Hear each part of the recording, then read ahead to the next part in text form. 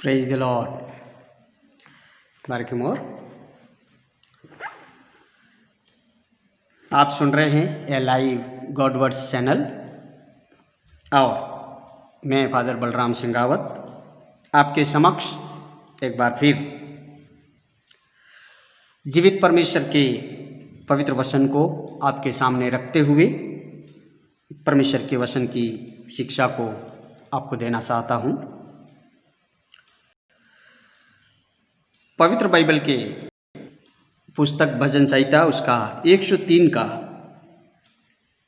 1 और 2 वचन पढ़ करके आपका ध्यान परमेश्वर के इन वचनों की ओर ले जाना चाहता हूँ। हे मेरे मन, यहोवा को धन्य कह और जो कुछ मुझ में है वह उसके पवित्र नाम को धन्य कहे। हे मेरे मन, यहोवा को धन्य कह और उसके किसी उपकार को ना भूलना।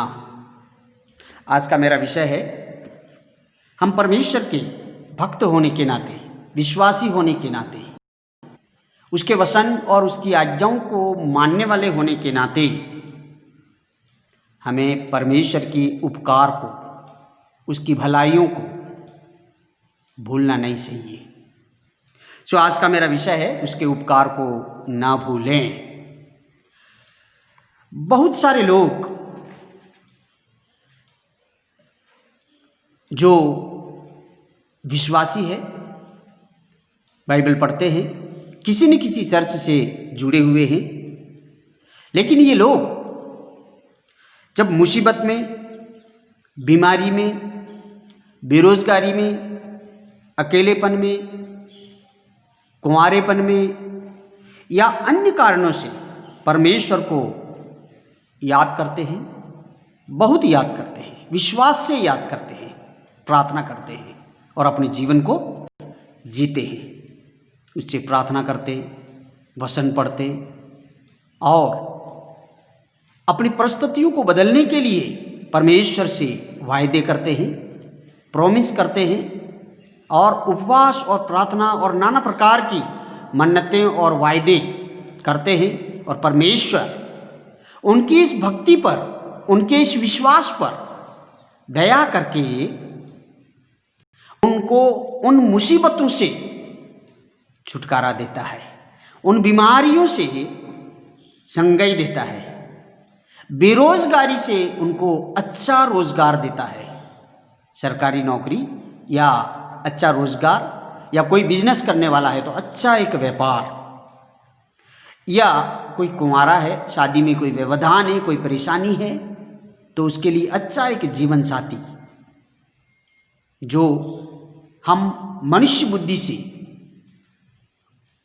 हम सोच सकते हैं और सकते हैं वैसा ही उससे मेल खाने वाला उसका जीवन साथी देता है। लेकिन होता क्या है, बहुत सारे लोग परमेश्वर के इस उपकार को याद रखते हैं, लेकिन बहुत सारे ऐसे लोग हैं जो परमेश्वर के उपकारों को भूल जाते हैं, वो मुसीबत को भूल जाते हैं, वो बीमारी में अगर परमेश्वर उस पर दया नहीं करता तो वो सर मिटते, लेकिन वो उसको भूल जाते हैं।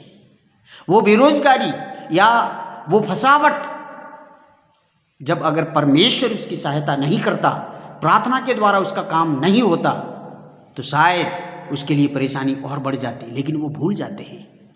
लेकिन मेरे मित्रों, मेरे प्रिय भाई और बहन, मैं आपको अवगत कराना चाहता हूँ, क्या आप भी उन भूलने वालों में से एक हैं? क्या आप अभी, आपकी परिस्थिति, आपके हालात सब कुछ ठीक है तो आप क्या जीवित परमेश्वर को अब उतना महत्व नहीं देते हैं जितना पहले देते थे? उतना विश्वास अब नहीं करते हैं जितना पहले करते थे? अगर आप भूल रहे हैं उसके उपकारों को तो मैं आपको बता देना चाहता हूँ, परमेश्वर अपने तरीके से आपको याद दिलाना भी जानता है। अब वो प्यार से याद नहीं दिलाएगा, प्यार से तो आपका काम परमेश्वर ने दया और अनुग्रह से कर दिया है, लेकिन आपको याद दिलाएगा अपने तरीके से। वो है क्रोध, वो है फिर से बीमारी, क्लेश, मुसीबत ला करके। क्या आप चाहते हैं कि आपका जीवन फिर से ऐसे बुरे हालात में हो, फिर से आप उस दुविधाओं में पड़ जाएं, जिससे बड़ी प्रार्थना और उपवास के साथ उभर के सामने आएं? अगर आप ऐसा जीवन फिर से अपने जीवन में और परिवार में नहीं चाहते हैं, तो आप प्रभु के उपकारों को भूलें नहीं, आपके किए हुए वायदों को नज़रअंदाज नहीं करें। आपने जो जीवन भर परमेश्वर की भक्ति करते हुए जीवन जीऊंगा, मैं कभी ना भूलूंगा, कभी ना परमेश्वर को छोड़ूंगा, जो मन्नतें, जो निर्णय, जो वाचाएं परमेश्वर के साथ आपने बांधी है, उनको थामे रहें। हालेलुया। तब परमेश्वर आपको संभालेगा और आशीष देगा। आइए हम प्रार्थना करें और चिंतन करें कि आप अभी तक क्या क्या आपने परमेश्वर की उन बातों को हल्के में लिया है। मेरे प्रिय, हल्के में ना लें। परमेश्वर क्रोध करने वाला परमेश्वर भी है।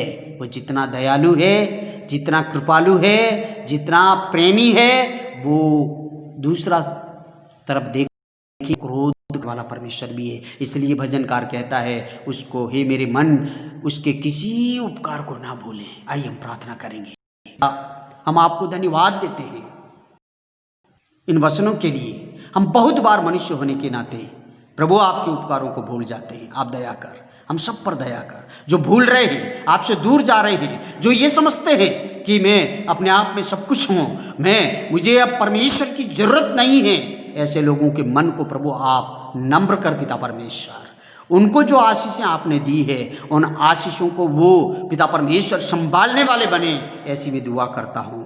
वो पिता परमेश्वर जो परिवार आपने बसाए हैं, जिनको पिता परमेश्वर आपने जोड़ा है, वे घमंड और रीति से भूल गए हैं, वो आपको भूल रहे हैं। ऐसे अगर कोई लोग हैं, ऐसे अगर कोई भाई हैं, ऐसे अगर कोई बहनें हैं, तो पिता परमेश्वर उन्हें प्रभु फिर से प्रभु आपके राह पर आगे बढ़ने में सहायता और मदद कर। दया कर पिता परमेश्वर, हम सबके ऊपर प्रार्थना सुना, उसके लिए धन्यवाद। यीशु मसीह के नाम से दुआ मांगते हैं, सुन और कबूल कर पिता।